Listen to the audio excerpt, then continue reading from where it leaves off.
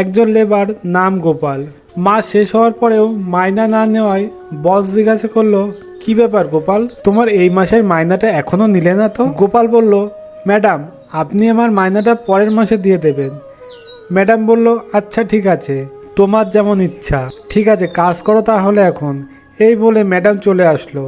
2 মাস পর এসে ম্যাডাম আবার বলল, কি ব্যাপার গোপাল, 2 মাস হয়ে গেল মাইনা নিলে না, মাইনা ছাড়াই কাজ করবে নাকি এবার?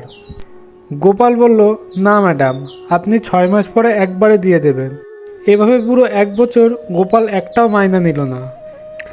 শেষে বস বলল, আজ নিয়ে আমার নাই চাপ হয়ে যাবে, এত টেনশন দিও না আমাকে। তখন গোপাল হেসে বলল, না না ম্যাডাম, আপনাকে আর চাপ নিতে হবে না, আপনি আমাকে আজই মাইনাটা দিয়ে দিন। তখন হিসাব করে দেখা গেল তার 1 বছরে 1,74,000 টাকা হয়েছে।